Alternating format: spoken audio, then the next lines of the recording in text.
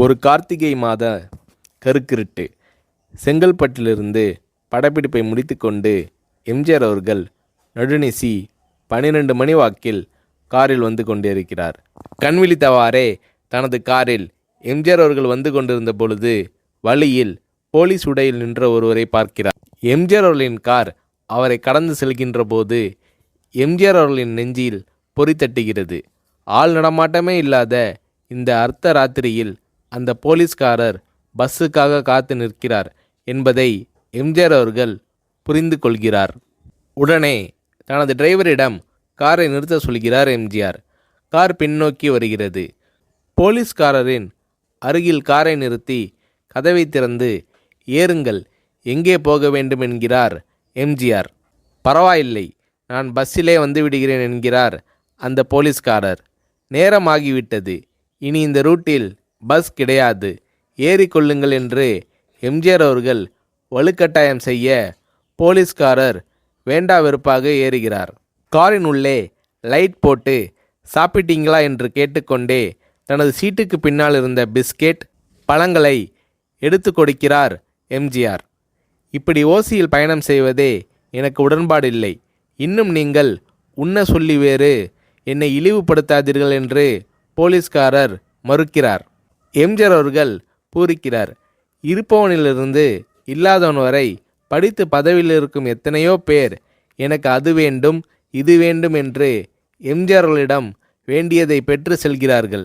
ஆனால் சாதாரண பொறுப்பில் இருக்கும் இந்த போலீஸ்காரரின் நேர்மை எம்ஜிஆர் அவர்களை மெய்சிலிர்க்க வைத்துவிட்டது.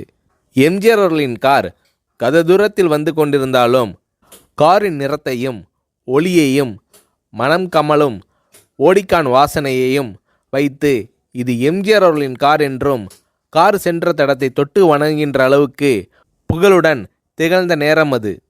அரை மணி நேரம் கார் சென்று கொண்டிருக்கிறது. ஆனால் அதுவரை எம்ஜிஆர் அவர்களை பற்றி பெரிதாக போற்றி புகழ்ந்து பேசாமல் அந்த போலீஸ்காரர் வந்ததே புரட்சித் தலைவர் எம்ஜிஆர் அவர்களுக்கு அந்த போலீஸ்காரர் மீது மரியாதையை கூடுதலாக்கியது. நான் தான் எம்ஜிஆர் என்கிறார் எம்ஜிஆர். கேள்விப்பட்டிருக்கிறேன் என்கிறார் அந்த போலீஸ்காரர். பொன்மனச்செம்மல் எம்ஜிஆர் அவர்களின் முகத்தில் கோபம் இல்லை, பதிலுக்கு பொன்முறுவல் மலர்கிறது. என் படங்களை பார்த்து இருக்கிறீர்களா என்று கேட்கிறார் எம்ஜிஆர். நான் சினிமாவே பார்ப்பதில்லை என்கிறார் அந்த போலீஸ்காரர். புரட்சித் தலைவர் எம்ஜிஆர் அவர்கள் இன்னும் பிரமிக்கிறார். இப்போது கார் சத்தத்தை தவிர ஒரே நிசப்தம். போலீஸ்காரர் தனது வீட்டிற்கு அரை கிலோமீட்டர் தூரத்திற்கு முன்பே காரை நிறுத்த சொல்லி இங்கேயே இறங்கிக் கொள்கிறேன் என்கிறார். ஏன், நீங்கள் குறிப்பிட்ட அந்த விலாசம் இன்னும் அரை கிலோமீட்டர் தூரம் இருக்கிறதே என்கிறார் எம்ஜிஆர். சாதாரண போலீஸ் உத்தியோகத்தில் இருக்கும் நான் காரில் வந்து இறங்கினால் என் வீட்டிற்கு அருகில் உள்ளவர்கள் என்னை தவறாக நினைத்து கொள்வார்கள். இதுவரை இப்படி நான் யார் காரிலும் ஓசியில் வந்து பழக்கமில்லை. நீங்கள் இவ்வளவு தூரம் செய்த உதவிக்கு நன்றி என்கிறார் அந்த போலீஸ்காரர். புரட்சித் தலைவர் எம்ஜிஆர் அவர்கள் அதற்கு மேல் எதுவும் பேசவில்லை. அவர் எந்த போலீஸ் ஸ்டேஷனில் பணிபுரிகிறார் என்பதை மட்டும் கேட்டு தெரிந்து கொண்டு கிளம்புகிறார். அடுத்த நாள் செங்கல்பட்டு போலீஸ் ஸ்டேஷனுக்கு ஃபோன் செய்து நான் எம்ஜிஆர் பேசுகிறேன் என்கிறார் எம்ஜிஆர். ஃபோனை எடுத்த டிஎஸ்பி உதறலோடும் உற்சாகத்தோடும் தலைவரே வணக்கம் என்கிறார். இரவு சந்தித்த போலீஸ்காரரை பற்றி விசாரிக்கிறார் எம்ஜிஆர். அந்த டிஎஸ்பி சொல்கிறார், நீங்கள் குறிப்பிடும் அவர் இன்று விடுப்பில் இருக்கிறார்.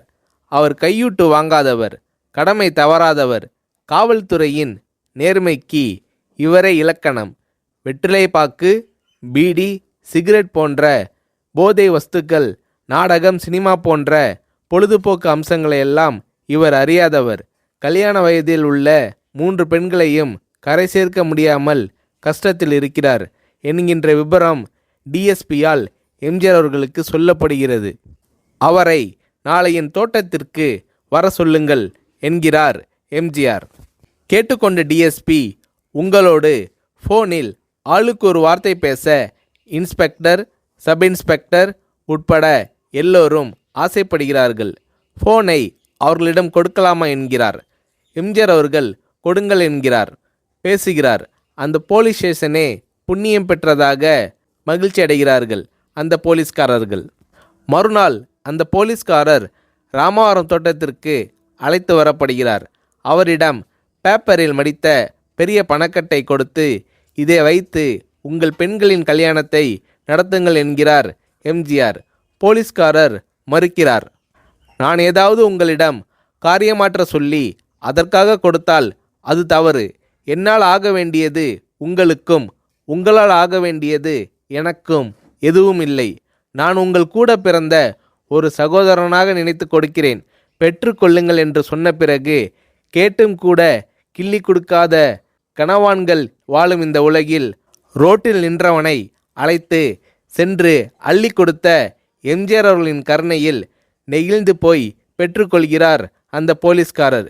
பிறகு ஒரு தேதியில் புரட்சித் தலைவர் எம்ஜிஆர் அவர்களே சென்று அந்த போலீஸ்காரரின் 3 பெண்களின் திருமணத்தையும் நடத்தி வைத்து வாழ்த்தி இருக்கிறார்.